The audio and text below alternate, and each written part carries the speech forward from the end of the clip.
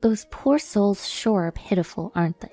Lisa, the disdainful daughter-in-law, never misses a chance to look down on me with scorn. Even though she's a grown woman in her 40s, every time she visits our house with my son, she has a sarcastic remark ready for me. Not long ago, it was my husband's birthday. While I was busy preparing the meals, she just sat in the kitchen, under the pretense of helping, constantly bad-mouthing me. However, whenever she'd see my son or husband, she'd quickly change her tone, take some food I prepared to the living room, but then quickly return to her jabs. But when she's in front of my husband and son, Lisa suddenly turns into the perfect daughter-in-law. It's as if she's putting on a show of how considerate she can be. In their presence, she'd offer to help me and chat with a bright smile, oozing charm. Who could have imagined that this two-faced nature of Lisa would ever be exposed to my son and husband? You'll learn soon enough that the world isn't as forgiving as you think. My name is Rosalind.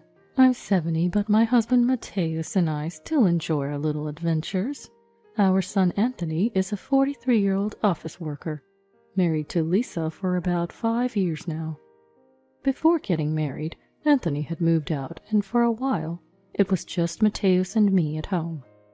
Then, out of the blue, Anthony brought Lisa home, mentioning they were seriously considering marriage. We were quite taken aback, as he had never brought anyone home like that before. Turns out, Lisa's father runs a well-known company, making her somewhat of a princess. One can't help but wonder how my son met someone like Lisa. We live in a small town, and that company is the most popular grocery store in the neighborhood. The company's employees, including, of course, Lisa's father, often shop there, and I frequent the place myself. Anthony sometimes stops by to shop on his way home from work. Maybe their paths crossed there without my knowledge. I haven't gotten the full story, but apparently Lisa's father took a liking to Anthony and initiated the match with Lisa. At first, seeing Lisa's graceful demeanor, my husband and I were thrilled, but we soon discovered her truly unpleasant nature. The couple lives just a short 10-minute drive away, so they visit often. Mateus and I love visiting antique bookstores. Upon learning this, Lisa once scoffed, "Why bring home such old junk, collecting trash?" Knowing I like to walk to shops, even if they're a bit far, she'd mockingly laugh. "Can't afford bus or train fare? How poor can you be?" She only spouts these insults when my husband and son aren't around. She's meticulous about spewing venom only when she's certain I'm the sole audience. For instance, when Mateus begins to rave about our antique bookstore visits, she'd gleam, saying, "Old items have a unique charm, don't they? It's fascinating to connect with things lost to time. Such a wonderful hobby." And if Anthony mentions my routine walks to the store, she'd chime in with, "It's nice on the way there, but the walk back is tiring. Yet you walk every single time, Rosalind. You're so health conscious. I genuinely hope you live long." This facade putting on her best face for men and showing her true colors to women is aggravating. Such behavior, especially towards those of the same gender, is highly dislikable. When I was stressed over the dynamics in the neighborhood association, she once quipped, "Why not just charm the men? Perhaps it's too late at your age."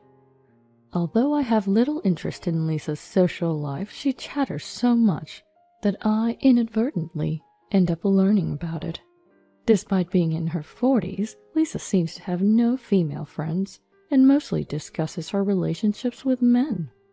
Recently, despite Anthony working, she left all household tasks to a housekeeping service. She spent her entire day with young men. Her defense? "I'm currently running a youth development seminar, teaching these young entrepreneurs the ropes of business management." From what I hear from Anthony, she barely understands her own family business, so what could she possibly be teaching these young businessmen? I've been concerned about Anthony's marital life, but considering his age, I felt it wasn't my place to probe. I've always turned a blind eye. Then one day, as I was about to head out shopping, Lisa called. It's quite rare for Lisa to call, so when my phone rang, an uneasy feeling took hold, but I answered. Hello, Rosalind? What are you up to? Probably nothing, right? Her tone, dripping with condescension, made my skin crawl, but I urged her to get to the point. I need you to swing by my house and collect a delivery for me, she chirped. At her sheer audacity, I considered hanging up, but no one to be walked over, I replied. Sorry, I'm headed to the store and then I have a neighborhood association meeting. Please handle your own deliveries. Her mood soured instantly. It's just some old folks gathering, isn't it? Drop that mundane chore and do me this one small favor. I was taken aback. The neighborhood association is serious work. As for your delivery, you should manage your time. If you can't, perhaps ask for a re-delivery. Currently, I'm serving as the vice president of the neighborhood association. Members rotate responsibilities, and this year it was our turn. During our gatherings, we assign roles like president, vice president, treasurer, and etc., and plan community events.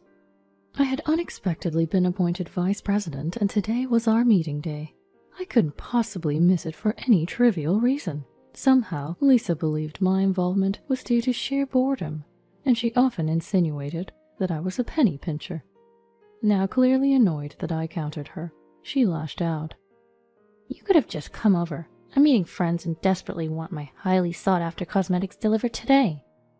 Her trivialities weren't my concern, and I wasn't going to keep her precious item. As I reached the store, I tried to end the call. Lisa, frustrated that I wasn't doing as she wanted, snapped. You're so useless. Always busy for someone who claims to have no money. It's pitiful how poor and low class you are. And abruptly hung up. Hearing her say that infuriated me.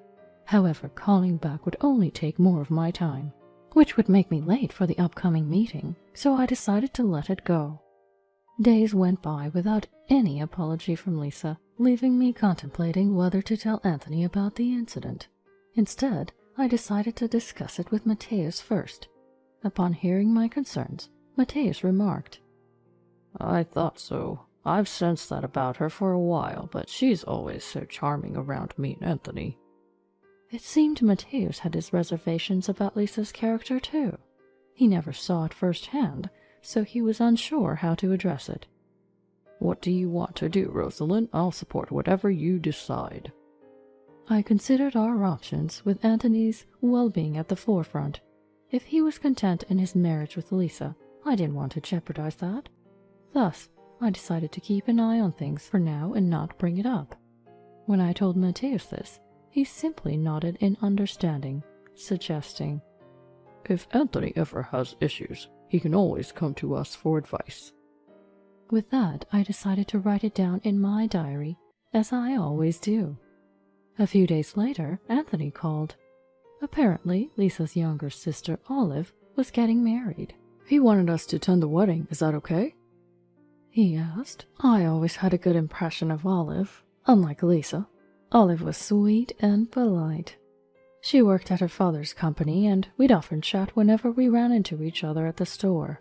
She always came to chat with me whenever she spotted me. She came to Anthony and his wife's wedding, greeting us warmly and showing proper manners to all other relatives. It's baffling how different two siblings can be. Hearing about the wedding made me just as happy as when my own son got married. My husband and I nodded in agreement and decided to casually ask our son about his married life with Lisa. Oh, well, he hesitated and then went silent for a while. When I told him he can always talk to us about anything, he responded vaguely and quickly hung up. A few months later, it was time for Olive's wedding day. During those months, Anthony and his wife did visit us, but Lisa never apologized, or even came close to me. Not that I minded. And then, the day of the wedding arrived. As the reception started, it was clear that Lisa had too much to drink and was pretty tipsy by the middle of it. But Lisa, being Lisa, didn't want to ruin her sister's big day, and behaved herself until the end. After the reception, with her face flushed red, Lisa approached me. With a sinister smile, she looked me up and down. As I was about to ask her if there was a problem, She spoke first. Hey, poor thing, did you bring a wedding gift? Wearing that shabby outfit? I guess poor people like used stuff, huh? She slurred her words because of the alcohol, but her disdain was clear. Maybe it was the alcohol talking, but she was acting big not just in front of me, but also my husband and other relatives. From the corner of my eye, I could see my husband's puzzled expression. Lisa's comments were enough to stir whispers among the relatives. Some stared at her, others looked pale and shocked. But Lisa, undeterred, continued. Even at your age, working a part-time job to make money and still wearing such a tacky dress is pathetic. Look at my beautiful dress. Guess that's all you can afford. Amid her boisterous laughter, Olive, looking upset, stepped in. It seemed the loud conversation had caught Olive's attention. Hey sis, what are you saying? Though Olive scolded her, Lisa for a moment looked guilty, but quickly reverted to her spiteful self. Just look, Olive. That dress looks so old and second-hand. Do you not know this dress was specially ordered for our wedding? Yes, this dress, out of respect for Olive, who I love dearly, was custom-made for this celebration. And the jewelry I wore with it? Timeless pieces that will shine forever. I've been considering gifting this jewelry to Olive as a celebration gift. Before the ceremony began, I visited Olive to offer my personal congratulations. Olive, being the observant person she is, did not miss noticing my dress and jewelry. We talked about it, and I mentioned my plans to pass them on to her. Naturally, Olive declined the offer, but considering her like a daughter to me, I insisted, and she eventually accepted, tears in her eyes. Ideally, I would have done this for Lisa. However, due to her continuous actions, the thought never crossed my mind. Upon hearing Olive's words, Lisa's mood shifted dramatically. She snatched a glass from our table, wine sloshing dangerously close to the rim. Why would you do that for Olive? It should be for me. The wine was on the verge of spilling from the high-raised glass. Before she could make a scene, Anthony and the groom intervened. What the hell are you doing, Lisa? Shouting back, Lisa became even more defensive. In her agitation, she spilled wine all over herself. All present watched in stunned silence as wine dripped from her chin. Recovering quickly, Lisa's face went pale. This dress was expensive to rent. Shouting loudly, she grabbed a nearby cloth and began wiping her dress with it. That cloth was the tablecloth from our table, and it quickly soaked up the wine, turning a deep shade of red. You ruined my dress. You better pay for the dry cleaning. Just because you're poor doesn't mean you get a pass. At her unjustified outburst, Anthony finally lost his patience. Holding her arm, he shouted, You keep calling her poor, but you know the company you're living off of? It's supported by both her and Dad. Hearing those words, Lisa stood in shock, mouth agape. We've never had financial troubles. Before my husband retired, he worked for a major corporation, and while he was away, I took an interest in the stock market. But just studying it became mundane. So I started buying a little stock to get hands-on experience. Fortunately, I was able to profit from those stocks. Eventually, when our son got married, I decided to invest in the company of the two fathers from the dividends I had received over the years. I wasn't expecting anything in return. I just wanted to show my gratitude for all the help they've given our son. Almost everyone at the venue knew about my investment, so they all gave Lisa cold stares because of her recent rude behavior. Anthony was furious, and Olive looked distressed. Lisa took a few steps back, her eyes darting around. Lies. All lies. There's no way this poor woman could do that. Still referring to me as poor, Anthony clenched his fists in anger, ready to lash out, while Olive shook her head on the verge of tears. Enough, Lisa. You've never even worked a day in your life, and yet you're acting so rude to Rosalind and calling her poor. Do you know she's been helping my father's company to make sure they don't face any difficulties? My mom has always been planning for a future, yet you, behind closed doors, you've always treated her horribly. The venue fell silent, the cold glares directed at Lisa, the sympathetic looks for me. No one was on Lisa's side anymore. Perhaps sobered up by the situation, Lisa sank to her knees, head drooping. Anthony knelt beside her, and while we all thought he might console her, he instead said, "Lisa, this is the last straw. I want a divorce." She immediately looked up, refusing, like a child. Holding on to Anthony's arm, Lisa finally broke down in tears. Everyone began to leave the scene. Some gave me concerned glances, while others looked away. While I caught glimpses of various reactions around me, I kept my gaze fixed on Lisa. Up to this point, Lisa hadn't apologized to me even once. Despite discussions of divorce with Anthony, she still hadn't said sorry. Anthony took Lisa to another room. She didn't even glance my way. "Rosalind, I'm so sorry. I had no idea my sister was treating you this way," Olive said, tears welling up in her eyes. Seeing Olive continually apologize, on the verge of tears, honestly, it tugged at my heartstrings. "You don't have to apologize, Olive. If anything, I'm sorry for ruining such a special celebration." Olive looked so down, and seeing that made me feel quite gloomy too.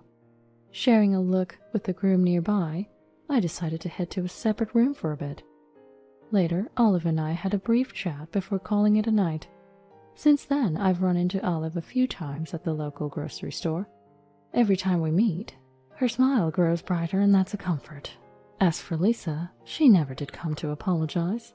From what Anthony told me, when he broached the subject of divorce, Lisa put up a fight. However, he was firm, and she eventually signed the divorce papers.